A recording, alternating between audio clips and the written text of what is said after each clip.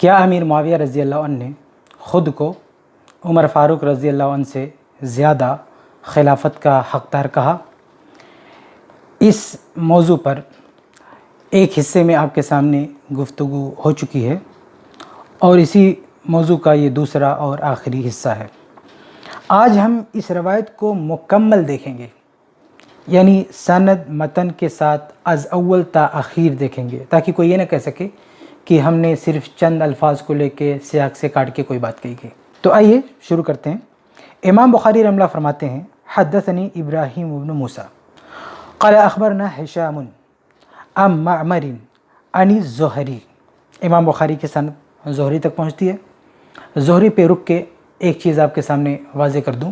وہ یہ کہ امام زہری رحمہ اللہ جس طرح ایک بہت بڑے محدث ہیں، ایسے ہی ایک معروف مورخ بھی ہیں، اور ان کی ایک عادت ہے کہ وہ کبھی کبھی مرفوع حدیث مکمل سند سے بیان کرتے ہیں، تو حدیث بیان کرتے ہوئے جب متن بیان کرنا شروع کرتے ہیں تو کبھی کبھی بیچ میں کچھ الفاظ، تاریخی الفاظ بھی ڈالتے جاتے ہیں، جس کو ادراج کہتے ہیں۔ امام زہری رحمہ اللہ نے کئی روایات میں ایسا کیا ہے کہ کچھ الفاظ کا ادراج کر دیا ہے، اور وہ ادراج والے الفاظ اصل سند سے منقول نہیں ہوتے ہیں۔ تو یہ جو حدیث ہے جس کو ہم پڑھنے جا رہے ہیں، اس حدیث کے ساتھ بھی امام زہری رحمہ اللہ نے یہ کیا ہے، یعنی کچھ الفاظ کا ادراج کیا ہے، لیکن یہاں نہیں، صحیح بخاری میں نہیں۔ صحیح بخاری کی حدیث تو بالکل سیو ہے، اس میں کوئی مدرج لفظ نہیں ہے، لیکن ایک دوسری کتاب میں مصنف عبدالرزاق میں امام زہری رحمہ اللہ نے اسی روایت کو بیان کرتے ہوئے بیچ میں بطور ادراج کچھ الفاظ بڑھائے ہیں۔ ان الفاظ نے کافی مشکل کھڑی کی ہے اس روایت کو سمجھنے میں، اس لیے ہم آگے چل کر اس پر بھی بات کریں گے۔ تو امام زہری رحمہ اللہ کا سند میں نام آیا تو ان کے تعلق سے یہ بات ہم نے واضح کر دی۔ آگے ہم آپ کو بتا رہے ہیں کہ کہاں انہوں نے اور کس کتاب میں کن الفاظ کو بڑھایا۔ آگے بڑھتے ہیں، سند آگے بڑھتی ہے۔ عن سالم عن ابن عمر قال واخبرنی ابن طاؤوس عن اکرمۃ ابن خالد عن ابن عمر قال۔ یہاں تک سند ختم ہوتی ہے، امام بخاری سے لے کر عبداللہ بن عمر رضی اللہ عنہ تک یہاں پہ سند ختم ہوتی ہے۔ اس کے بعد متن شروع ہوتا ہے۔ ابن عمر رضی اللہ عنہ فرماتے ہیں دخلت علی حفصۃ، میں حفصہ رضی اللہ عنہ کے پاس آیا۔ مطلب یہ ہوا کہ یہ واقعہ جس وقت کا ہے اس وقت حفصہ رضی اللہ عنہ باحیات تھیں، زندہ تھیں۔ اس روایت کے ان ابتدائی الفاظ ہی سے امام ابن الجوزی رحمہ اللہ کے موقف کی زبردست تردید ہوتی ہے۔ اس موضوع کے پہلے حصے میں نے آپ کو بتایا تھا کہ ابن الجوزی رحمہ اللہ کا موقف یہ ہے کہ اس حدیث میں جو واقعہ ذکر ہے وہ واقعہ اس وقت کا ہے جب امیر معاویہ رضی اللہ عنہ اپنے بیٹے یزید کے لیے بیعت لے رہے تھے، لیکن ابن الجوزی رحمہ اللہ کی اس بات کی تردید ہوتی ہے اس روایت کے ابتدائی الفاظ ہی سے۔ کیوں؟ اس لیے کہ امیر معاویہ رضی اللہ عنہ نے اپنے بیٹے یزید کے لیے بیعت جس سن میں لی تھی وہ کون سا سن تھا؟ وہ سن 56 ہجری تھا۔ چنانچہ یہ ہمارے پاس ہے تاریخ طبری جلد نمبر 3 اور اس کا صفحہ نمبر 269۔ اس میں ہے 56 ہجری۔ 56 ہجری میں کیا ہوا وہ بتاتے ہیں۔ کہتے ہیں وَفِيهَا دَعَا مُعَاوِيَةُ النَّاسَ إِلَى بَيْعَةِ ابْنِهِ يَزِيدَ وَجَعَلَهُ وَلِيَّ الْعَهْدِ۔ اسی سن میں یعنی سن 56 ہجری میں امیر معاویہ رضی اللہ عنہ نے لوگوں کو اپنے بیٹے یزید کی بیعت کی طرف بلایا اور اسے ولی عہد بنایا۔ تو یہ کتاب کیا کہتی ہے کہ یزید کو ولی عہد بنانے کا واقعہ کس سن کا ہے؟ 56 ہجری کا ہے۔ لیکن صحیح بخاری کے الفاظ دیکھیں، صحیح بخاری کے الفاظ ہیں کہ ابن عمر رضی اللہ عنہ فرماتے ہیں دخلت علی حفصۃ، میں حفصہ رضی اللہ عنہ کے پاس آیا، اور حفصہ رضی اللہ عنہ کی وفات سن 41 ہجری میں ہو چکی تھی۔ چنانچہ یہ ہمارے پاس ہے سیر اعلام النبلاء، امام ذہبی کتاب ہے سیر اعلام النبلاء، اس کی جلد نمبر 2 ہے اور اس کا صفحہ نمبر ہے 229۔ اس میں امام ذہبی رحمہ اللہ فرماتے ہیں توفیت حفصۃ سنۃ 41 عام الجمعہ، یعنی حفصہ رضی اللہ عنہ کی وفات سن 41 ہجری میں عام الجمعہ میں ہو گئی۔ تو یہ کتاب کہتی ہے، امام ذہبی رحمہ اللہ فرماتے ہیں کہ 41 ہجری میں حفصہ رضی اللہ عنہ اس دنیا سے جا چکی تھیں، اور امیر معاویہ رضی اللہ عنہ نے یزید کے لیے ولی عہدی کی جو بیعت کی ہے وہ سن 56 ہجری میں، بیچ میں 15 سال کا وقفہ ہے۔ اور اس روایت میں یہ آتا ہے کہ حفصہ رضی اللہ عنہ اس واقعے کے وقت زندہ تھی، مطلب یہ یزید کو ولی عہد بنانے والا واقعہ ہو ہی نہیں سکتا، کیونکہ اس واقعے سے 15 سال پہلے حفصہ رضی اللہ عنہ فوت ہو چکی ہیں، اور یہاں پہ حفصہ رضی اللہ عنہ اس واقعے میں باحیات نظر آتی ہیں۔ بلکہ اس روایت میں آگے حبیب بن مسلمہ کا بھی ذکر ہے، اور حبیب بن مسلمہ کی وفات ہوئی ہے 42 ہجری میں، یعنی حبیب بن مسلمہ کی وفات اور یزید کو ولی عہد بنانے کے واقعے کے بیچ میں 14 سال کا وقفہ ہے۔ اس لیے یہ اس روایت کی ابتدائی الفاظ اور آگے جو حبیب بن مسلمہ کا ذکر ہے وہ الفاظ، یہ سب بتلاتے ہیں کہ اس حدیث میں جو واقعہ مذکور ہے وہ واقعہ یزید کو ولی عہد بنانے والا واقعہ نہیں ہے۔ اس لیے ابن الجوزی رحمہ اللہ نے جو یہ کہہ دیا کہ اس میں یزید کو ولی عہد بنانے والا واقعہ ہے، اس واقعے کی زبردست تردید ہوتی ہے خود اسی روایت کے ابتدائی اور درمیانی الفاظ سے۔ تو بہرحال یہ شروعات ہے، یہ تو روایت شروع ہوتی ہے، آگے بڑھتے ہیں۔ عبداللہ بن عمر رضی اللہ عنہ فرماتے ہیں کہ دخلت علی حفصہ، میں حفصہ رضی اللہ عنہ کے پاس آیا، ونسواتها تنتف، اور ان کے بالوں سے پانی ٹپک رہا تھا۔ قلت، میں نے کہا، قد کان من امر الناس ما ترین، کہ لوگوں کا کیا معاملہ ہے آپ دیکھ رہی ہیں، فلم یجعل لی من الامر شیء، اس معاملے میں میرا کوئی تعلق نہیں رکھا گیا ہے۔ ان الفاظ کا کیا مفہوم ہے، اس کی مکمل تشریح پہلے حصے میں آپ کے سامنے رکھی جا چکی ہے اور بتایا جا چکا ہے۔ یہاں پر جو لفظ الامر ہے اس کا معنی حکومت اور خلافت نہیں ہے۔ یاد رہے کہ لفظ الامر حکومت اور خلافت کے لیے بھی آتا ہے، اس سے ہمیں انکار نہیں، لیکن یہاں پر یہ لفظ اس معنی میں نہیں ہے، اور سیاق اور سباق اور قرائن سے طے ہوگا کہ الامر کہاں کس معنی میں ہے۔ چنانچہ میں آپ کو بتاؤں کہ بہت سارے ایسے مقامات ہیں جہاں الامر کا لفظ ہے لیکن وہ کسی اور معنی میں ہے۔ مثال کے طور پر ایک روایت میں آپ کے سامنے پیش کروں، یہ ہے مصنف المصنف، امام عبدالرزاق کی کتاب المصنف، اس کی جلد ہے 11 اور صفحہ نمبر ہے 448 اور حدیث نمبر ہے 20,969۔ اس نمبر کے تحت ایک صحیح روایت ہے، مکمل صحیح روایت، صحیح سند کے ساتھ روایت ہے، اس میں عبداللہ بن عباس رضی اللہ عنہ ایک جملہ کہہ رہے ہیں، اس میں لفظ الامر استعمال کر رہے ہیں لیکن وہ خلافت کے معنی میں نہیں ہے۔ وہ جملہ کیا ہے دیکھیں آپ، روایت کیا ہے، روایت میں ہے وَإِنَّهُ لَمَّا أُثِبَ عَلَى عُثْمَانَ، کہتے ہیں کہ جب عثمان بن عفان رضی اللہ عنہ پر حملہ ہوا، فقتل، اور عثمان رضی اللہ عنہ شہید کر دیے گئے، قلت لابن ابی طالب، تو میں نے علی ابن ابی طالب سے کہا، کیا کہا، اجتنب هذا الامر، یہاں الامر کا لفظ ہے۔ جب عثمان رضی اللہ عنہ شہید ہو گئے تو اس واقعے کے بعد عبداللہ بن عباس رضی اللہ عنہ ایک موقع سے علی رضی اللہ عنہ سے کیا کہہ رہے ہیں، اجتنب هذا الامر، اس معاملے سے آپ دور رہیں۔ یہاں پر الامر یعنی اس معاملے سے مراد امیر معاویہ رضی اللہ عنہ کے خلاف فوجی اقدام کرنا ہے۔ چنانچہ آگے الفاظ دیکھیں، عبداللہ بن عباس رضی اللہ عنہ فرماتے ہیں کہ میں نے علی ابن ابی طالب رضی اللہ عنہ سے کہا، اجتنب هذا الامر فستکفی، اس معاملے سے آپ اجتناب کریں، دور رہیں، آپ کے لیے کافی ہو جائے گا۔ فعصانی، لیکن انہوں نے میری نافرمانی کی، انہوں نے میری بات نہیں مانی۔ وما اراہ یظفر، اور مجھے نہیں لگتا کہ علی رضی اللہ عنہ میری بات نہ مان کر اپنے مقصد میں کامیاب ہو سکتے۔ کیوں؟ کہتے ہیں وَأَيْمُ اللَّهِ، اور اللہ کی قسم، لَيَظْهَرَنَّ عَلَيْكُمْ ابن ابی سفیان، عبداللہ بن عباس رضی اللہ عنہ اللہ کی قسم کھا کے فرماتے ہیں کہ اللہ کی قسم معاویہ بن ابی سفیان تم پر غالب ہو کر رہیں گے۔ یہ کہنے کی ایک وجہ بھی بتاتے ہیں، کہتے ہیں لِأَنَّ اللَّهَ قال، قرآن سے دلیل دیتے ہیں، کیونکہ اللہ تعالیٰ نے کہا ہے وَمَنْ قُتِلَ مَظْلُومًا، کہ جو شخص مظلوم قتل کیا گیا، فَقَدْ جَعَلْنَا لِوَلِئِهِ سُلْطَانًا، تو ہم اس کے ولی کو سلطنت عطا کر دیں گے۔ یہ آیت پڑھ کر عبداللہ بن عباس رضی اللہ عنہ فرما رہے ہیں کہ علی رضی اللہ عنہ کبھی بھی اپنے مقصد میں کامیاب نہیں ہو سکتے ہیں، امیر معاویہ رضی اللہ عنہ ہی غالب ہو کر رہیں گے، علی رضی اللہ عنہ ان پر غلبہ نہیں پا سکتے۔ تو چونکہ عبداللہ ابن عباس رضی اللہ عنہ یہ سمجھتے تھے کہ اگر علی رضی اللہ عنہ امیر معاویہ کے خلاف جائیں گے تو کچھ نہیں کر پائیں گے، امیر معاویہ رضی اللہ عنہ پر غلبہ نہیں پائیں گے، اس لیے عبداللہ بن عباس نے ان کو روکا اور کہا کہ یہ بیکار کی کوشش ہے، آپ اس میں کامیاب نہیں ہو سکتے، اجتنب ھذا الامر، امیر معاویہ رضی اللہ عنہ کے خلاف اقدام سے آپ بچیں۔ لیکن فآسانی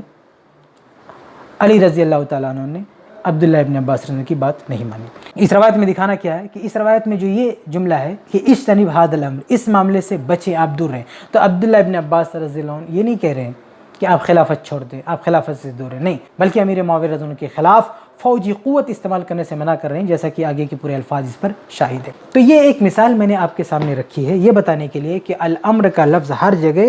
حکومت اور خلافت کے معنی میں نہیں آتا ہے۔ تو یہاں پر بھی عبداللہ بن عمر رضی اللہ عنہ نے جو یہ کہا کہ فَلَمْ يُجْعَلْ لِي مِنَ الْأَمْرِ شَيْءٌ،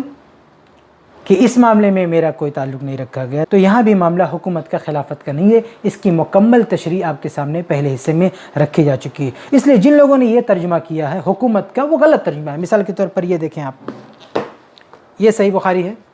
مترجم ترجمے کے ساتھ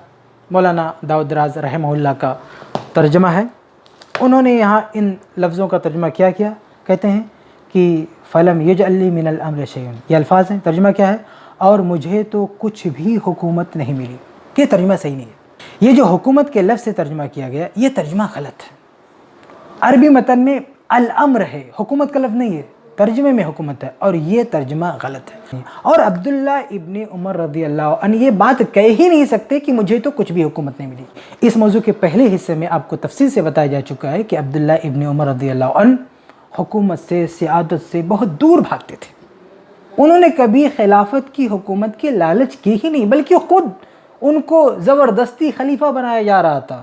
ان کو کہا جا رہا تھا آپ خلیفہ بن جائیں، لیکن انہوں نے یہ آفر رد کر دیا۔ حتیٰ کہ امام ذہبی رحمہ اللہ نے کیا لکھا وہ بھی میں آپ کو دکھا دوں، یہ سیر و اعلام النبلہ ہے، اس کی جلد ہے 3 اور صفحہ ہے 227۔ امام ذہبی رحمہ اللہ ایک واقعہ نقل کرنے کے بعد کہتے ہیں قلت، میں کہتا ہوں، یعنی امام ذہبی کہتے ہیں میں کہتا ہوں، کان ان تنعقد البیعۃ لہ یومئذ، کہ قریب تھا کہ اس دن عبداللہ بن عمر رضی اللہ عنہ کی بیعت یعنی بیعت خلافت ہو جاتی، منعقد ہو جاتی، مع وجود مثل الامام علی رضی اللہ عنہ و سعید ابن ابی وقاص، باوجود یہ کہ اس وقت ابن عمر رضی اللہ عنہ سے بڑے بڑے اور ان سے زیادہ افضل صحابہ موجود تھے، مثلا علی رضی اللہ عنہ اور سعید بن ابی وقاص رضی اللہ عنہ۔ کہتے ہیں وَلَوْ بُوئِيَ، کہتے ہیں اگر اس دن عبداللہ ابن عمر رضی اللہ عنہ کی بیعت ہو جاتی، لَمَا اخْتَلَفَ عَلَيْهِ اثْنَانِ، تو ان کی بیعت پر کوئی دو رائے ہوتی ہی نہیں، یعنی ان کی بیعت پر کوئی اختلاف کرتا ہی نہیں۔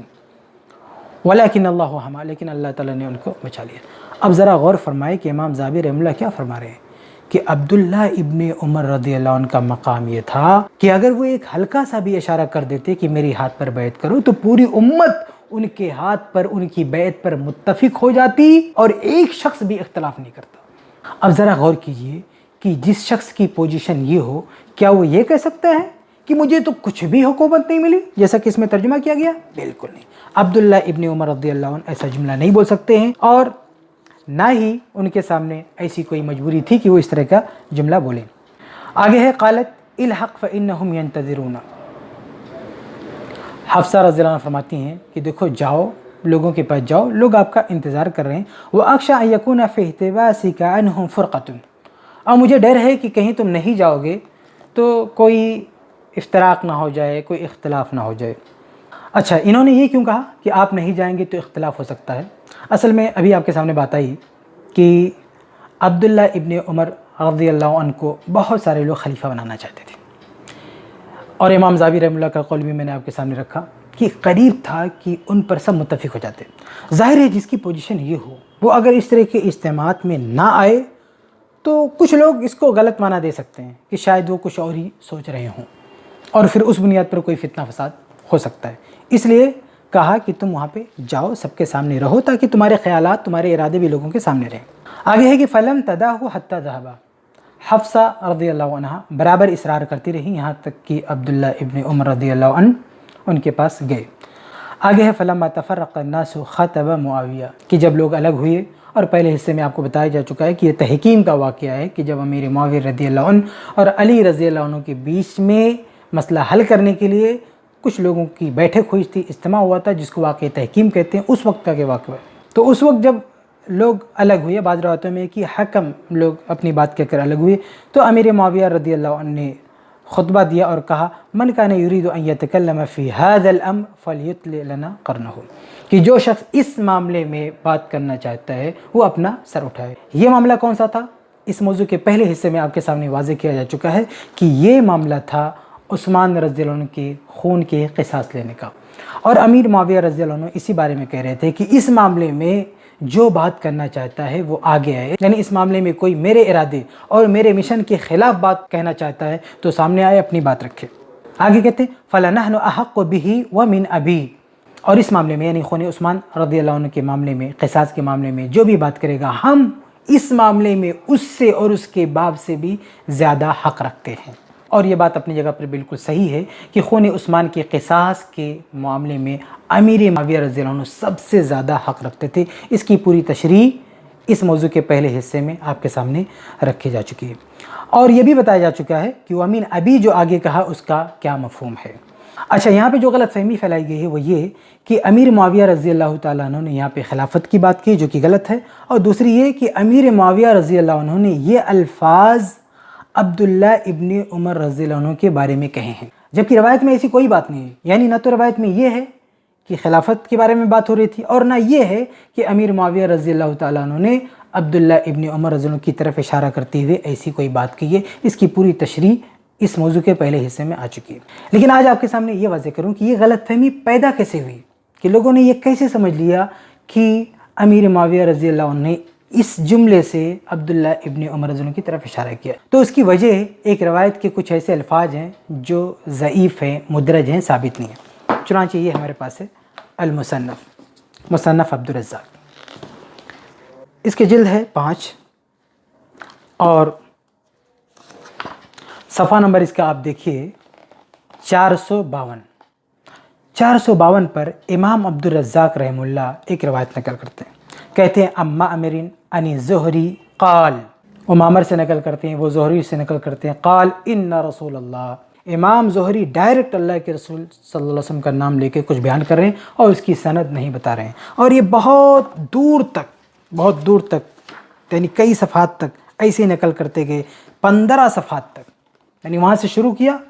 بیان کرنا اور 15 صفحات تک بیان کرتے چلے گئے اور سند نہیں پیش کیا، یعنی تاریخ بیان کیا۔ اور میں نے شروع ہی میں آپ کو بتایا تھا جب امام زہری کا سند میں نام آیا تھا کہ امام زہری رحمہ اللہ یہ محدث ہونے کے ساتھ ساتھ مورخ بھی ہیں، اور حدیث بیان کرتے کرتے کبھی کبھی وہ تاریخ بھی بیان کرنے لگتے ہیں۔ تو یہاں پہ امام زہری رحمہ اللہ نے ایک تفصیل پیش کی ہے ایک تاریخی روایت کی، اس کے بعد آگے چل کر وہ کچھ الفاظ کے لیے سند پیش کرتے ہیں۔ کہتے ہیں قال زہری کہتے ہیں عن سالم عن ابن عمر قال معمر واخبرنی ابن طاؤوس عن اکرمۃ ابن خالد عن ابن عمر قال فقام معاویہ، یہ سند پیش کیا اور کچھ اور باتیں پیش کی، اور آگے کیا ہے وہی جو صحیح بخاری کی روایت ہے کہ امیر معاویہ رضی اللہ عنہ کھڑے ہوئے اور کہا کہ اس معاملے میں ہم سے زیادہ حقدار کون ہے، بات کرے۔ تو یہاں بھی وہی الفاظ ہیں تھوڑی سی تبدیلی کے ساتھ، کہتے ہیں امیر معاویہ رضی اللہ عنہ نے کہا کہ کنت احق بہ منہ ومن ابیہ، کہ جو بھی اس معاملے میں بات کرے گا ہم اس سے اور اس کے باپ سے بھی زیادہ حق رکھتے ہیں۔ اس کے بعد آگے امام زہری رحمہ اللہ نے بغیر کسی سند کے کچھ الفاظ کہہ دیے ہیں جس نے بہت بڑا مسئلہ پیدا کر دیا۔ چنانچہ آگے کیا ہے قال یعرض بعبد اللہ ابن عمر، امام زہری کہتے ہیں کہ ان الفاظ کے ذریعے، یعنی یہ جو امیر معاویہ نے کہا کہ ہم اس سے اور اس کے باپ سے زیادہ اس معاملے میں حق رکھتے ہیں، ان الفاظ کے ذریعے امیر معاویہ رضی اللہ عنہ کا اشارہ عبداللہ ابن عمر کی طرف تھا۔ یہ جو جملہ آ گیا نا کہ امیر معاویہ عبداللہ بن عمر کی طرف اشارہ کر رہے تھے، یہ جملہ مصنف عبدالرزاق کی اس روایت میں جو آیا ہے وہ امام زہری کی طرف سے آیا ہے، امام زہری نے اس کی کوئی سند بیان نہیں کی ہے،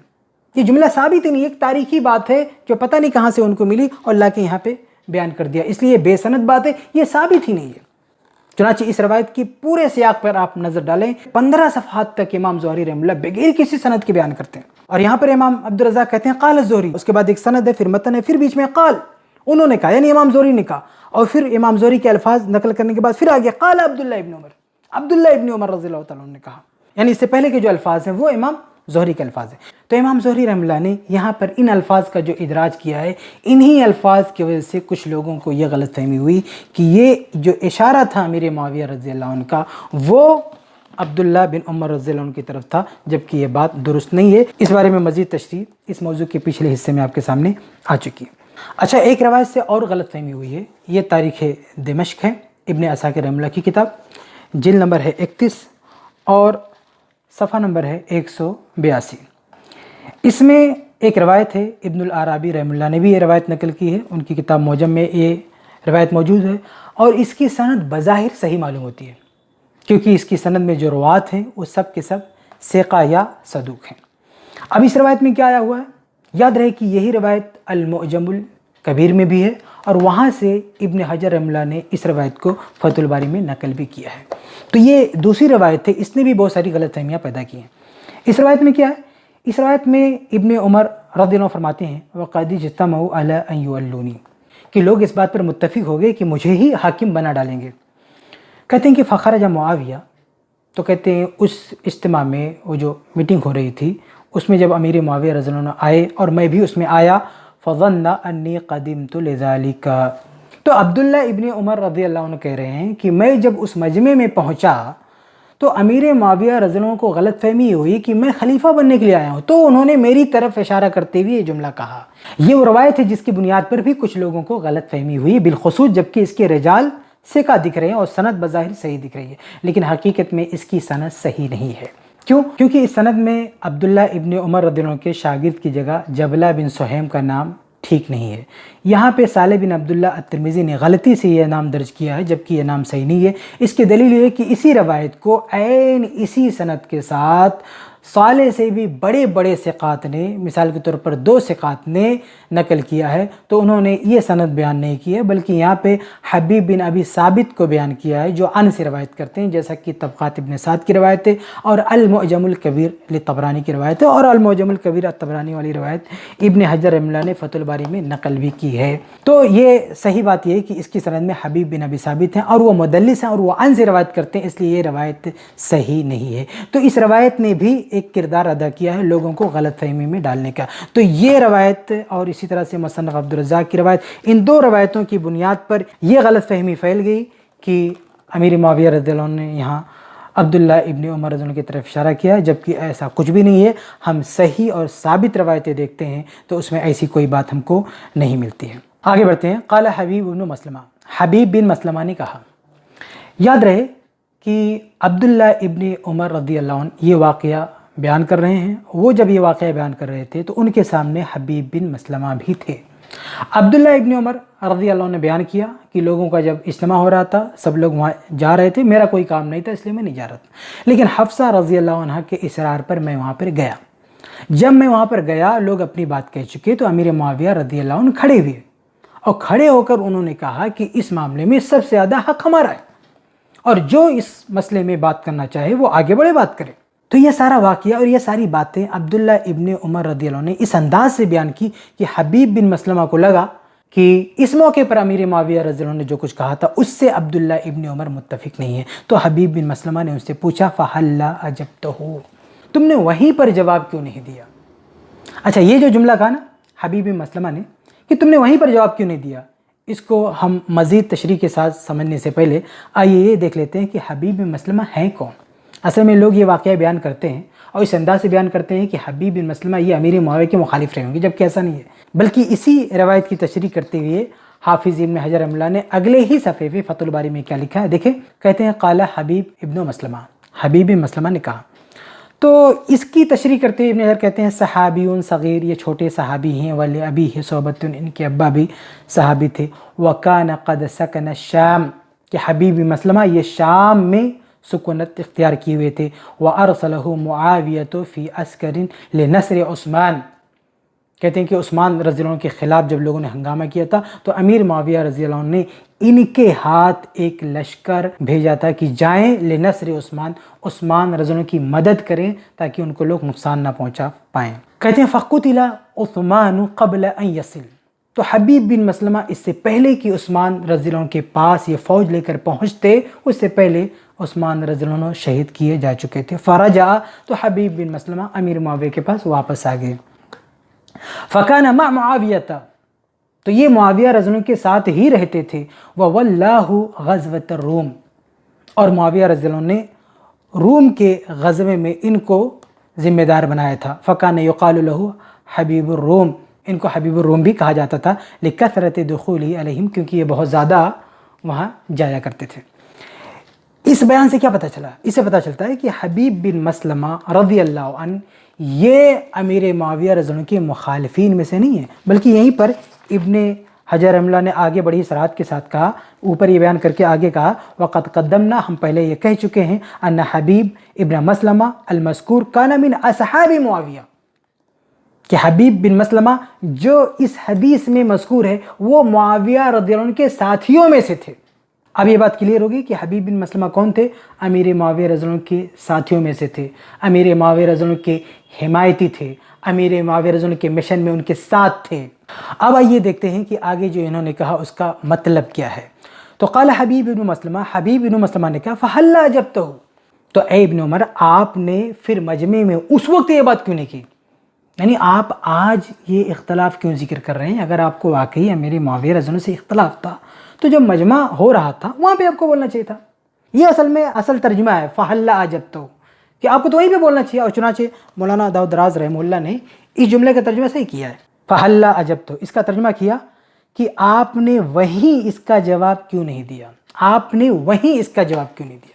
مطلب یہ ہے کہ اگر آپ کو اس بات سے اختلاف تھا تو آج اس کا تذکرہ کیوں کر رہے ہیں؟ جب موقع تھا اس وقت بولنا چاہیے تھا۔ تو آگے عبداللہ ابن عمر رضی اللہ عنہ کیا کہہ رہے ہیں کہ میں وہاں پہ جواب کیوں نہیں دیا، اس کی وجہ بتاتے ہیں۔ کہتے ہیں قال عبداللہ نے کہا فحللت حبوتی وحممت ان اقول، کہتے ہیں کہ میں نے اپنا کپڑا سمیٹا اور یہ ارادہ کیا کہ میں جواب دوں اور کہہ دوں احق بهذا الامر منک من قاتلک وعباک علی الاسلام، یعنی آپ اس معاملے میں خود کو زیادہ حقدار بتا رہے ہیں، جبکہ اس معاملے میں زیادہ حقدار وہ ہو سکتے ہیں جنہوں نے آپ سے اور آپ کے باپ سے اسلام کے لیے لڑائی لڑی۔ اچھا، یہاں پر پھر لفظ امر آ گیا، اور یہاں بھی امر سے وہی مراد ہے جو اوپر سے ہم بتاتے آ رہے ہیں کہ خون عثمان رضی اللہ عنہ کے قصاص کے مطالبے والا مسئلہ مراد ہے، یہاں پہ حکومت مراد نہیں ہے۔ تو عبداللہ ابن عمر رضی اللہ عنہ اس معاملے میں یعنی خون عثمان رضی اللہ عنہ کے قصاص کے معاملے میں یہ رائے رکھتے تھے کہ جو بڑے صحابہ ہیں، سینئر صحابہ ہیں، کبار صحابہ ہیں، وہ زیادہ حق رکھتے ہیں کہ اس بارے میں کوئی بات کریں، کوئی کارروائی کریں، کوئی ایکشن لیں، ان کا حق زیادہ ہے۔ اور یہ جو امیر معاویہ رضی اللہ عنہ کہہ رہے ہیں کہ میں ہی تنہا سب سے زیادہ حقدار ہوں، یہ درست نہیں ہے۔ یہ عبداللہ ابن عمر رضی اللہ عنہ کی رائے ہے۔ چنانچہ عملاً ہم دیکھتے بھی ہیں کہ خون عثمان رضی اللہ عنہ کے قصاص کا مطالبہ صرف امیر معاویہ رضی اللہ عنہ نے نہیں کیا، بلکہ ایسے صحابہ کرام کے بھی نام آتے ہیں جو ان سے کہیں زیادہ افضل ہیں، ان سے کہیں زیادہ بڑے ہیں۔ چنانچہ ایک روایت میں آپ کو دکھاؤں، یہ مصنف عبدالرزاق ہے، یہ مصنف عبدالرزاق، اس کی جلد نمبر ہے 7، بیروت والا نسخہ ہے، اور اس کا صفحہ نمبر 545۔ اس میں کیا ہے دیکھیں، اس میں ہے کہ طلحہ اور زبیر رضی اللہ عنہ یہ جب دونوں علی رضی اللہ عنہ کے خلاف ہو گئے تو علی رضی اللہ عنہ نے ان دونوں سے کیا کہا؟ وقال علی لطلحہ والزبیر، علی رضی اللہ عنہ نے طلحہ و زبیر سے کہا الم تباین، کہ تم لوگ میرے خلاف جا رہے ہو، کیا تم لوگوں نے میری بیعت نہیں کی تھی؟ فقال نطلب دم عثمان، تو ان دونوں نے، طلحہ اور زبیر، ان دونوں صحابہ نے کیا کہا کہ ہم عثمان رضی اللہ عنہ کی خون کا بدلہ چاہتے ہیں۔ اب ذرا دیکھیں کہ یہاں پر کن کا نام آ رہا ہے؟ امیر معاویہ رضی اللہ عنہ کا نہیں، بلکہ طلحہ اور زبیر رضی اللہ عنہ کا نام آ رہا، اور یہ دونوں صحابہ بدری صحابہ ہیں، یہ دونوں صحابہ امیر معاویہ رضی اللہ عنہ سے کہیں بڑھ کر فضیلت اور مرتبت والے ہیں، اور یہ دونوں صحابہ ان 10 صحابہ کرام میں سے ہیں جن کو اسی دنیا میں جنت کی بشارت دی گئی تھی، اور یہ دونوں صحابہ بھی خون عثمان رضی اللہ عنہ کے مطالبے کو لے کر کھڑے ہو گئے، نہ صرف کھڑے ہو گئے بلکہ علی رضی اللہ عنہ کے بھی خلاف ہو گئے کہ عثمان رضی اللہ عنہ کے خون کا بدلہ لیا جائے، اور یہ روایت سندن بالکل صحیح ہے۔ تو عملاً کئی ایسے صحابہ کے نام ملتے ہیں جو حقیقت میں امیر معاویہ رضی اللہ عنہ سے بڑے تھے، مقام و مرتبے میں، فضیلت میں، عمر میں کئی لحاظ سے بڑے تھے۔ انہوں نے باقاعدہ یہ آواز اٹھائی کہ خون عثمان رضی اللہ عنہ کا قصاص لیا جائے۔ تو عبداللہ ابن عمر رضی اللہ تعالیٰ عنہ اس معاملے میں یعنی خون عثمان رضی اللہ عنہ کے قصاص کے معاملے میں یہ سمجھ رہے ہیں کہ امیر معاویہ رضی اللہ عنہ تنہا اس کے حقدار نہیں ہے، بلکہ ان سے جو سینئر صحابہ ہیں ان کا حق زیادہ بنتا ہے کہ وہ اس معاملے میں گفتگو کریں، کوئی بات کریں۔ یہ امیر معاویہ رضی اللہ عنہ کا تنہا مسئلہ نہیں ہے، اور یہ بات اپنی جگہ پر صحیح ہے کہ اور لوگوں کی بھی ذمہ داری تھی، لیکن اصلاً امیر معاویہ رضی اللہ عنہ ان سے زیادہ قریبی تھے، اس لیے حقیقت میں وہ سب سے زیادہ حق رکھتے تھے، ان کا حق سب سے زیادہ تھا۔ ذمہ داری اور لوگوں کی بھی تھی، لیکن بہرحال ان کا حق سب سے زیادہ تھا۔ لیکن عبداللہ ابن عمر رضی اللہ عنہ اس طرح سوچ رہے تھے کہ یہ مسئلہ بھی یعنی خون عثمان رضی اللہ عنہ کے قصاص کا مسئلہ، یہ مسئلہ بھی ایسا نہیں ہونا چاہیے کہ امیر معاویہ رضی اللہ عنہ اس کو مدعا بنا کے ایک اختلاف پیدا کریں، بلکہ یہ معاملہ بھی کبار صحابہ کے حوالے کر دینا چاہیے۔ تو یہ عبداللہ ابن عمر رضی اللہ عنہ کے کلام کا مطلب ہے کہ خون عثمان رضی اللہ عنہ کے قصاص کے مسئلے میں بھی امیر معاویہ رضی اللہ عنہ کو سب سے آگے بڑھ کے اختلاف نہیں کرنا چاہیے، بلکہ جو بڑے بڑے صحابہ کرام ہیں وہ جیسا کر رہے ہیں ویسا ہونا چاہیے۔ اچھا آگے کیا ہے؟ کہتے ہیں کہ میں یہ جواب دینا چاہا، لیکن فخشیت ان اقول کلمۃ تفرق بین الجمع، کہتے ہیں کہ میں ڈرا کہ میں ایک ایسی بات کہہ دوں جس سے اور تفرقہ ہو جائے، وتسفک الدم، اور میری بات خون خرابہ پیدا کرے، ویحمل انی غیر ذلک، اور میری بات کا ایک الگ مطلب لے لیا جائے جو میری مراد نہ ہو۔ اچھا ان الفاظ پر بھی آپ غور کریں، یہ الفاظ بھی بتا رہے ہیں کہ یہاں پہ عبداللہ ابن عمر رضی اللہ عنہ کے جواب کا وہ معنی نہیں جو لوگ بیان کر رہے ہیں۔ لوگ کیا بیان کریں کہ یہاں خلافت کی بات ہو رہی تھی اور عبداللہ ابن عمر رضی اللہ عنہ نے یہ کہا کہ میں نے ارادہ کیا کہ میں یہ جواب دوں کہ خلافت کے بارے میں جن لوگوں نے تم سے قتال کیا، تمہارے باپ سے قتال کیا، یعنی علی رضی اللہ عنہ، وہ تم سے زیادہ خلافت کا حق رکھتے ہیں۔ ذرا غور کیجئے کہ اگر عبداللہ ابن عمر رضی اللہ عنہ یہ کہنے کا ارادہ کیے ہوتے کہ علی رضی اللہ تعالیٰ عنہ آپ سے زیادہ خلافت کا حق رکھتے ہیں، تو بتائیے انہیں ان سب چیزوں سے ڈرنے کی کیا ضرورت تھی؟ یہ مسلمہ حقیقت تھی کہ علی رضی اللہ تعالیٰ عنہ امیر معاویہ رضی اللہ عنہ سے زیادہ خلافت کا حق رکھتے تھے۔ اس مسئلے میں تو کبھی اختلاف ہوا ہی، امیر معاویہ رضی اللہ عنہ نے کبھی ایسا دعویٰ کیا نہیں، کسی کے ذہن و دماغ میں بھی یہ بات کبھی نہیں آئی کہ امیر معاویہ رضی اللہ عنہ علی رضی اللہ عنہ سے زیادہ خلافت کا حق رکھتے تھے۔ تو یہ جملہ یعنی علی رضی اللہ عنہ خلافت میں تم سے زیادہ حق رکھتے ہیں، یہ جملہ اگر عبداللہ ابن عمر رضی اللہ عنہ اس مجمع میں کہہ دیتے تو کوئی خون خرابہ نہیں ہوتا، اس سے کوئی اختلاف نہیں کرتا۔ البتہ اس مجمع میں اگر عبداللہ ابن عمر رضی اللہ عنہ یہ کہہ دیتے کہ اے امیر معاویہ رضی اللہ عنہ، جس حق کو آپ جتلا رہے ہو اور جو آواز آپ اٹھا رہے ہو، اس معاملے میں آپ سے زیادہ حق دوسرے رکھتے ہیں، تو اس کا مطلب کیا ہو سکتا تھا؟ اس کا مطلب یہ بھی لیا جا سکتا تھا کہ اے امیر معاویہ رضی اللہ عنہ، آپ دستبردار ہو جائیں، آپ اس مطالبے سے ہٹ جائیں، آپ اپنی آواز بند کر دیں، یعنی آپ جو یہ مطالبہ لے کر اٹھیں آپ بالکل دستبردار ہو جائیں، آپ خاموش ہو جائیں۔ ظاہر ہے کہ امیر معاویہ رضی اللہ عنہ یہ بات کبھی پسند نہیں کرتے، اور اس مسئلے پر اشتعال ہو سکتا تھا، خون خرابہ ہو سکتا تھا کہ عثمان رضی اللہ عنہ ہمارے رشتہ دار ہیں، ہم ان کے خون کا مطالبہ کرتے ہیں، ہم کیوں چپ ہو جائیں، ہم کیوں خاموش ہو جائیں؟ تو یہ بات اگر کیا آتی کہ آپ خون عثمان رضی اللہ عنہ کے مطالبے سے دستبردار ہو جائیں اور دوسروں کو یہ حق ادا کرنے دیں، تو ظاہر ہے کہ امیر معاویہ رضی اللہ عنہ اس کو کبھی تسلیم نہ کرتے، بلکہ اس پر خون خرابہ بھی ہو سکتا تھا۔ آگے ہے فَذَكَرْتُ مَا أَعَدَّ اللَّهُ فِي الْجِنَانِ، تو میں نے یاد کیا کہ اختلاف نہ کرنے پر جنت میں جو ثواب کا وعدہ ہے وہ بہت بڑا ہے، تو میں نے اختلاف نہیں کیا، میں نے خاموشی اختیار کی۔ قال حبیب بن مسلمہ کیا کہتے ہیں؟ دیکھیں حبیب بن مسلمہ نے شروع میں کہا تھا کہ آپ کو اگر اختلاف تھا تو آپ کو مجمع میں کہنا چاہیے تھا، تو عبداللہ ابن عمر رضی اللہ عنہ نے یہ توجیہ کی اور کہا کہ میں نے مجمع میں اس لیے نہیں کہا کیونکہ مجمع میں کہتا تو وہاں پہ انتشار ہو جاتا۔ تو جب ان کی یہ بات سنی تو حبیب کہتے حفظتا و عصمتا، آپ بچا لیے گئے، محفوظ کر لیے گئے فتنے سے، یعنی اگر واقعی آپ وہاں پہ جواب دیتے تو آپ کے جواب سے فتنہ ہو سکتا تھا، ہنگامہ ہو سکتا تھا، خون خرابہ ہو سکتا تھا، لیکن آپ نے حکمت سے کام لیا ہے، آپ نے یہ اچھا کام کیا، آپ کی خاموشی کی وجہ سے وہاں کوئی فتنہ فساد نہیں ہوا۔ اور عجیب بات یہ کہ کچھ لوگ حفظتا اور عصمتا کا یہ معنی بیان کرتے کہ آپ نے وہاں پہ جواب نہیں دیا ورنہ آپ کی گردن مار دی جاتی، تو حفظتا آپ نے اپنی جان بچا لی، عصمتا آپ محفوظ ہو گئے، جبکہ یہ معنی دور دور تک نظر نہیں آتا۔ اصل مفہوم یہ ہے ان الفاظ کا کہ اے عبداللہ ابن عمر، آپ نے وہاں جواب نہیں دیا، جواب نہ دے کر آپ فتنے سے محفوظ رہ گئے، ورنہ آپ کی وجہ سے بہت بڑا فتنہ ہو جاتا وہاں پہ۔ یہ حبیب بن مسلمہ نے کہا، اور یاد رہے کہ حبیب بن مسلمہ رضی اللہ عنہ یہ امیر معاویہ رضی اللہ عنہ کے ساتھیوں میں سے تھے، ان کے حمایتی تھے۔ تو میرے بھائیو یہ پورا واقعہ ہے، میں نے پورے الفاظ آپ کے سامنے پڑھ دیے ہیں، سند کے ساتھ، متن کے ساتھ اور سیاق اور صبا کا ایک دوسرے سے کیا تعلق ہے وہ سب میں نے واضح کر دیا، تاکہ کوئی یہ نہ کہے کہ اس روایت کے کسی حصے کو میں نے بیان کیا، کسی حصے کو چھوڑ دیا ہے۔ خلاصہ یہ کہ اس روایت کی بنیاد پر جو یہ دعویٰ کیا جاتا ہے کہ امیر معاویہ رضی اللہ عنہ نے عمر رضی اللہ عنہ کے شان میں گستاخی کی اور خود کو ان سے بھی زیادہ خلافت کا حقدار قرار دیا، یہ بالکل بے بنیاد بات ہے۔ خود ابن حجر رحمہ اللہ نے بھی فتح الباری میں یہ لکھا ہے کہ ایسا سوچا بھی نہیں جا سکتا ہے کہ امیر معاویہ رضی اللہ عنہ عمر فاروق رضی اللہ عنہ کے بارے میں ایسی کوئی بات کہہ سکے۔ تو میں نے اس روایت کے اس مفہوم کو دو حصوں میں آپ کے سامنے واضح کیا ہے۔ پہلے حصے میں خاص ان الفاظ پر بحث کی ہے جن الفاظ کو کوٹ کر کے مفہوم بگاڑا جاتا ہے، اور آج کے اس حصے میں نے پوری روایت آپ کے سامنے سند متن کے ساتھ پڑھی ہے اور پورا سیاق آپ کے سامنے رکھا ہے، تاکہ ہر بات اپنی جگہ پر واضح ہو جائے اور کسی قسم کا کوئی اشکال نہ رہے۔ اللہ سے دعا ہے کہ اللہ رب العالمین ہم سب کو کتاب و سنت کی اتباع اور صحیح سمجھ، صحیح فہم کی توفیق عطا فرمائے۔ آمین یا رب العالمین۔